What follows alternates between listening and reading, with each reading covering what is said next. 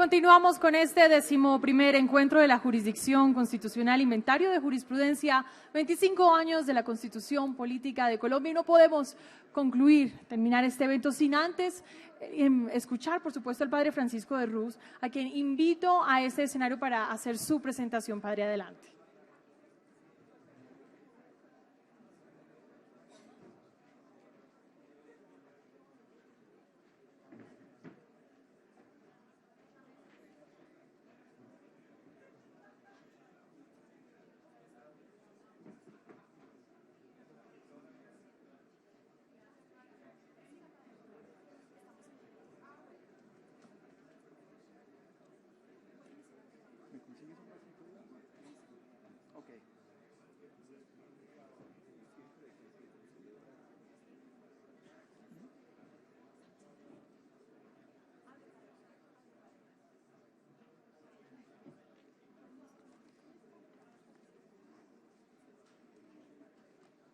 Doctora María Victoria Calle, presidenta de la Corte Constitucional, queridos amigos y amigas, magistrados y magistradas. Gracias a la doctora María Victoria Calle y a ustedes por invitarme a decir unas palabras en esta asamblea de inventario de jurisprudencia y en esta semana extraordinaria de la esperanza en la restauración de nuestra sociedad, en la que se ha firmado el acuerdo de paz en Cartagena y se posiciona la confianza en la ratificación que dará nuestro pueblo soberano el próximo domingo. Este logro ha sido posible gracias al liderazgo del presidente Juan Manuel Santos, a la voluntad y laboriosidad de los negociadores del gobierno y de las FARC, al apoyo de los países garantes y acompañantes, la solidaridad eficaz de las Naciones Unidas, la diligencia del Congreso y la responsable y cuidadosa garantía de ustedes, hombres y mujeres de la Constitución. Es inmensa nuestra gratitud de ciudadanos a todos ustedes. Permítanme, en la comunión perenne que nos une a los creyentes con los compañeros de camino que partieron, que haga presente en esta sala a cerca de 4.000 hombres y mujeres que entregaron su vida por la paz en Colombia, que nunca aceptaron la guerra de ningún lado y que se vieron sorprendidos cuando luchaban para que la paz entre nosotros fuera posible. Ellos están aquí con nosotros en el espíritu, ellos son los verdaderos héroes de la paz, no son víctimas. Gracias a ellos nosotros hemos podido también llegar hasta acá. Y permítanme también que recibamos aquí a nuestras víctimas, a todos los que fueron sorprendidos sin entender por qué en las masacres, en las minas antipersona, en los secuestros sin término, y también a los jóvenes que murieron en lo que se ha llamado los falsos positivos. Y recibamos también a todos los que cayeron portando fusiles. Démosles en esta sala de la ciudad secular la misma entrada con que los solemos saludar en la celebración de la Eucaristía a los cristianos. Te pedimos, Señor, por todos los jóvenes colombianos caídos en combates, soldados, policías, guerrilleros, paramilitares. Tú que los conoces a todos, recíbelos en tu misericordia y concédeles la paz que nosotros aún no hemos sido capaces de hacer en Colombia. Ojalá esta oración termine pronto, para siempre entre nosotros. Ustedes saben que las conversaciones en La Habana comenzaron sin centrarse en los problemas fundamentales. Las FARC llegaron tras cambios estructurales profundos. Querían un cambio total del sistema, querían una reforma agraria radical de un campo que fuera única y exclusivamente para los campesinos. Querían la transformación del ejército, la transformación total de la política. Querían incluso que nada se terminase hasta que no se tuviese una nueva constitución corporativa que fuera previa a la firma de los acuerdos.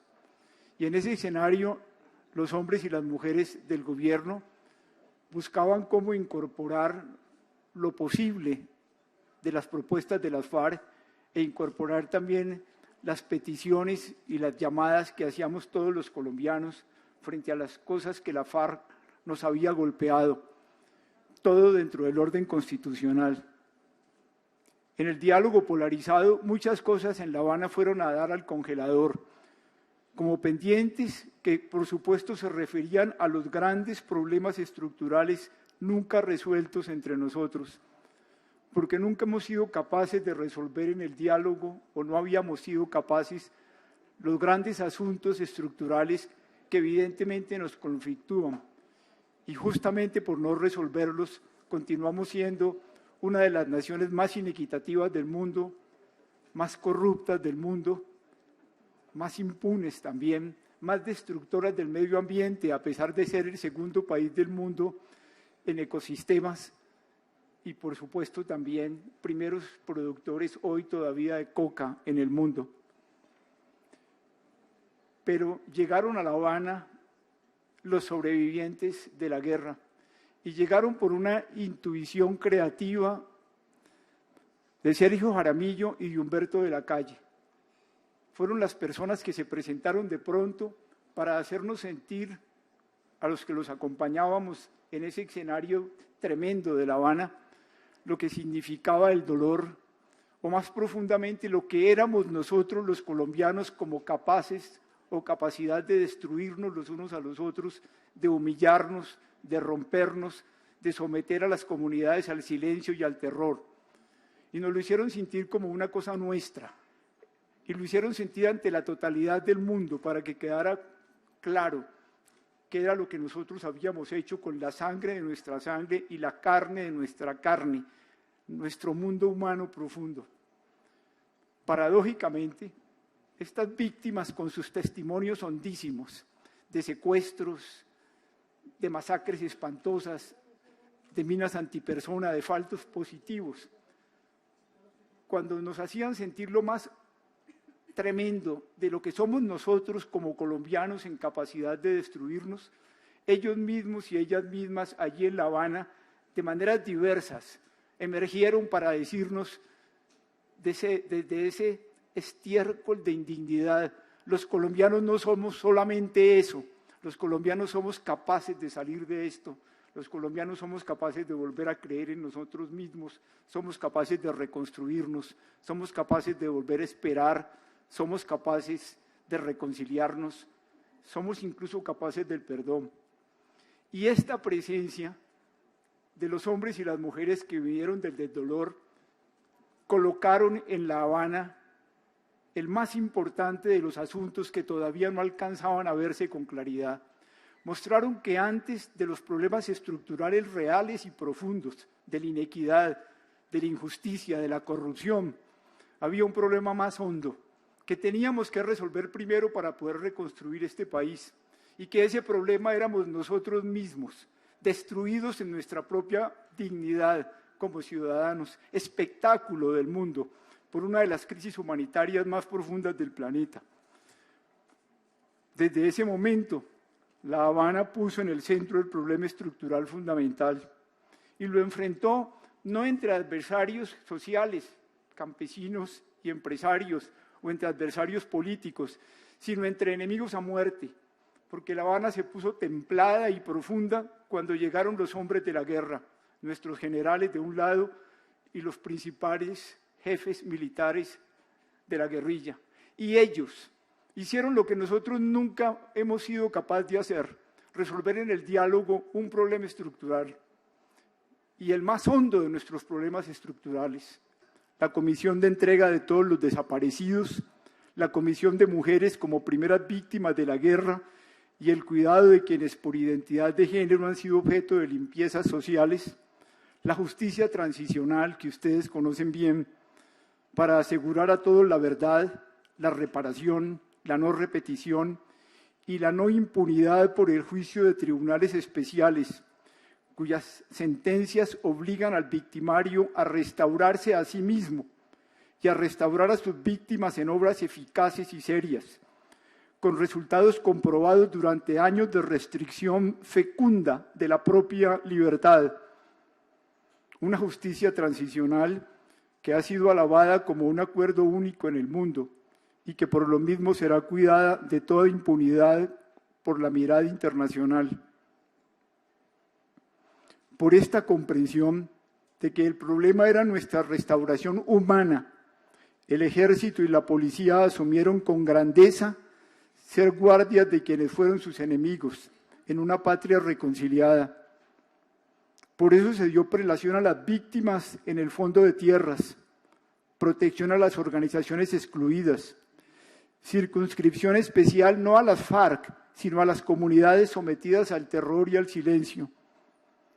Por eso los pendientes del congelador no se abandonaron, sino que quedaron para ser enfrentados paulatinamente en la lucha política democrática fundamentada en el pacto por el ser humano.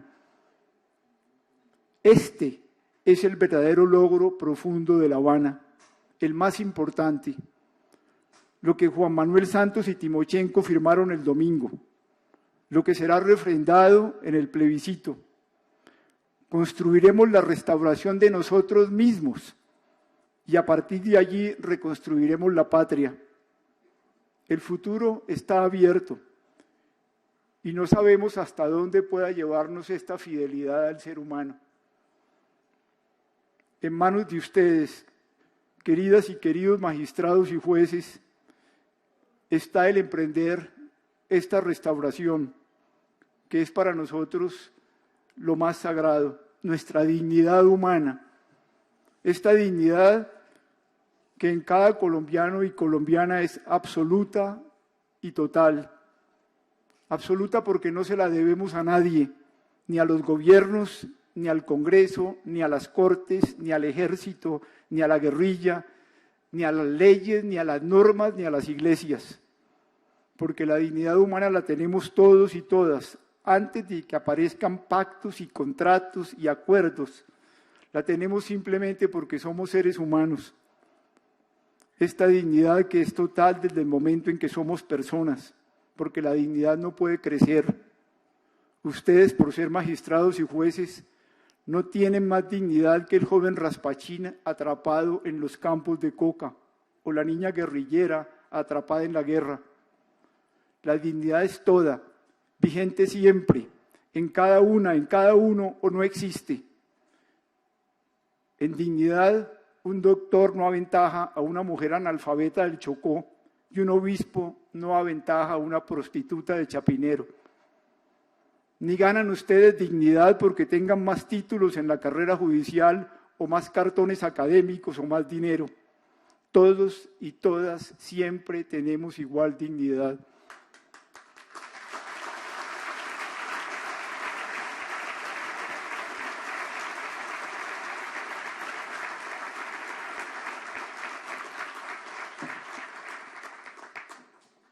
Esta verdad simple los explica a ustedes, hombres y mujeres de la justicia. Una verdad que ustedes saben, pero dolorosamente una verdad todavía no apropiada por nosotros en Colombia. Porque en este país, a pesar de que la ley en teoría es igual para todos, el ejercicio cotidiano de la vida pretendida en dignidad se ha hecho contradiciendo la misma dignidad de los demás y vulnerando la propia. Porque hicimos hábito de vivir dentro de exclusiones y desigualdades profundas que se evidencian en nuestras ciudades y más profundamente en la forma como hemos tratado a nuestros indígenas y negros, a nuestros campesinos, nuestros niños, la mujer y a quienes tienen una identidad de género distinta. Ustedes, magistrados y magistradas, están puestos para garantizar la existencia del Estado de Derecho, que no es otra cosa que la institución, la única institución que creamos los ciudadanos para garantizar a todos por igual y sin exclusiones las condiciones básicas de la dignidad. Esta es la tremenda responsabilidad de ustedes, porque nosotros dependemos de la integridad de ustedes, no solo de sus conocimientos jurídicos y de su lucidez corporativa en la que clarifican sus decisiones, sino más profundamente de la fidelidad a la conciencia moral de cada uno de ustedes, último baluarte de nuestra confianza institucional. Para decirlo más directamente, dependemos del cuidado que cada uno de ustedes tenga de su propia dignidad y del cuidado que tengan de la dignidad igual de todos nosotros los colombianos. Esta atención retomada todos los días de su propia conciencia y de la fidelidad de ustedes a ustedes mismos es lo que los hace crecer como hombres y mujeres en libertad. Y de esa libertad de ustedes como personas y como corporaciones depende la libertad democrática de nosotros en Colombia. Y cuando uno de ustedes falla, todos quedamos a riesgo. Es lo peor que nos puede pasar. Corrupción optimi pésima. Lo peor es la corrupción entre los mejores.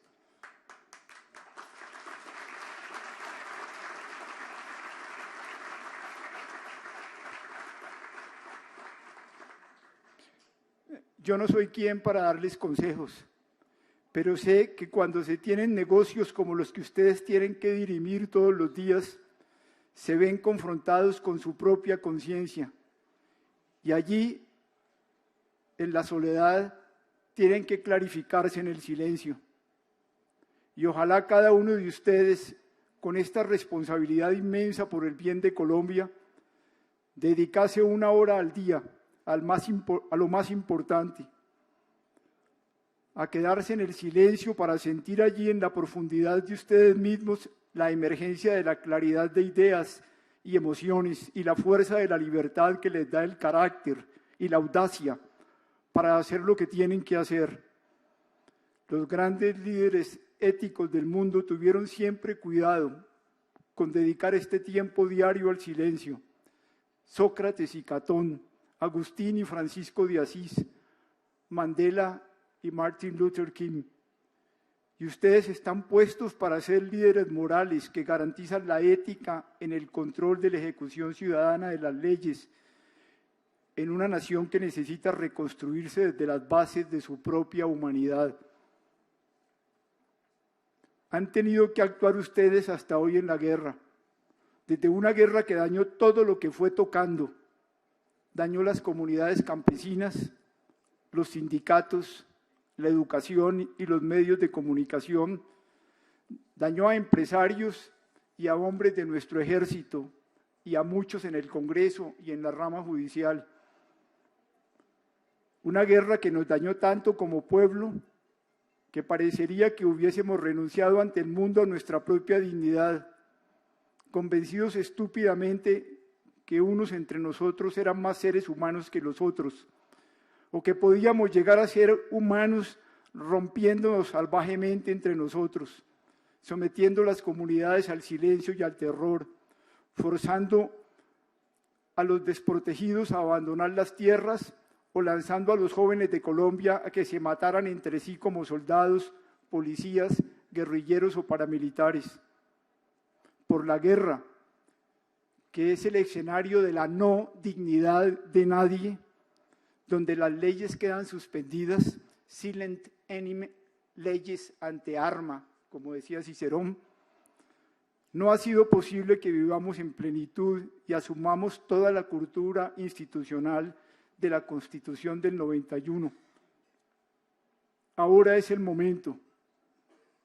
Por eso es tan grande la firma de la paz. Y déjenme poner ante ustedes 3 preocupaciones de simple ciudadano. Primero, nuestra ruralidad de campesinos, indígenas y afrocolombianos.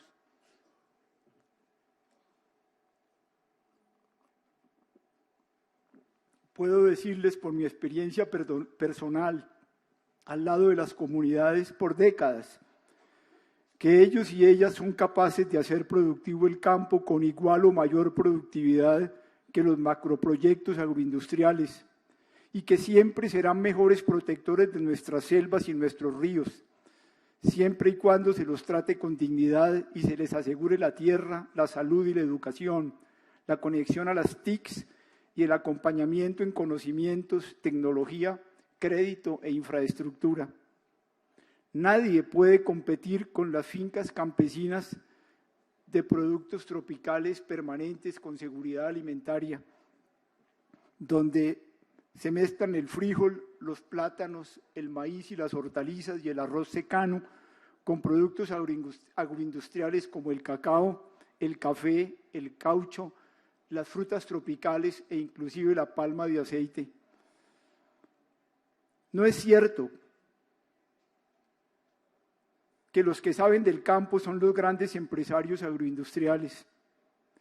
Y hoy estamos en condiciones de transformar este país combinando la agricultura campesina con la empresarial, porque obviamente necesitamos del capital y la investigación que aporta la gran empresa agrícola, pero siempre entendiendo que los habitantes del campo, los moradores de esa casa verde, son quienes realmente la aman y la protegen y la saben cuidar, y todos los demás llegamos allá de forasteros, que desconocemos los misterios de la madre tierra.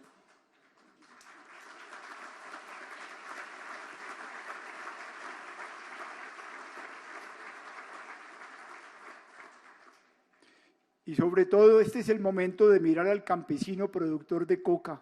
Ellos no son criminales. A ellos los arrinconamos contra la selva y nunca nuestras instituciones llegaron a reconocer su dignidad.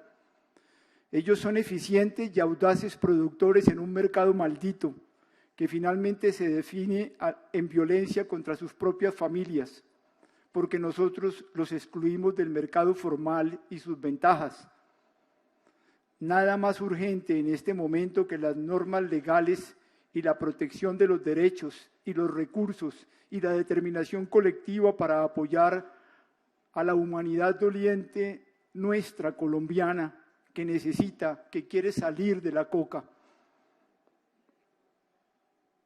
Segundo, nuestros soldados, los que cometieron crímenes de guerra.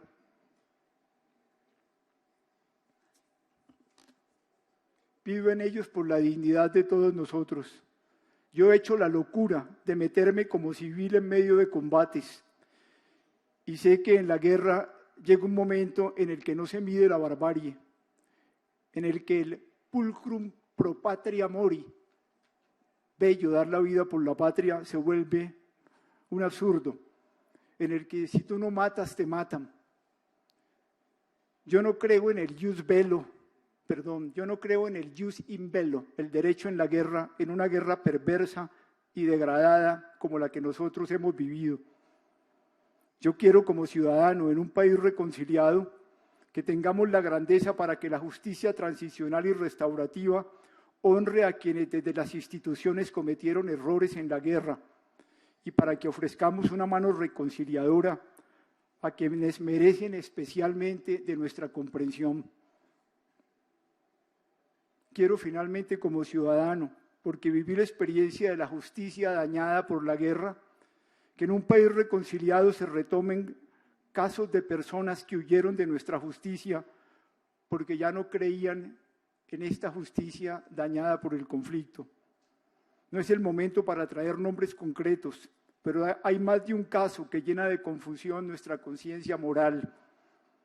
La restauración que tenemos que hacer es también de las mujeres y los hombres de la justicia. No queremos que queden oscuridades en lo que nos es más sagrado. Tengo plena confianza y serena seguridad interior en que el próximo domingo la mayoría de nuestro pueblo ratificará con el sí esta paz difícil, humanamente frágil e imperfecta.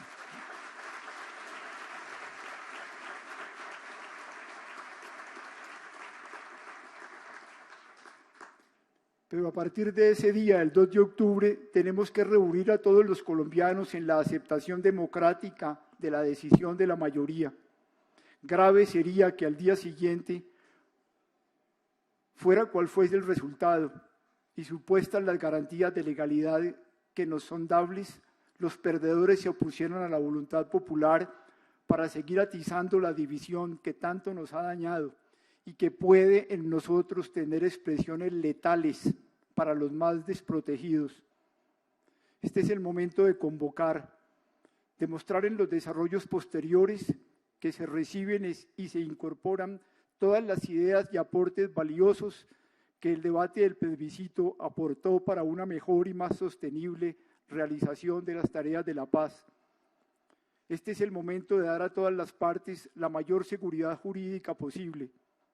Este es el momento de propiciar de todos los lados un gran acuerdo nacional establecido en leyes y normas en las que todos sintamos que se protege la paz con dignidad.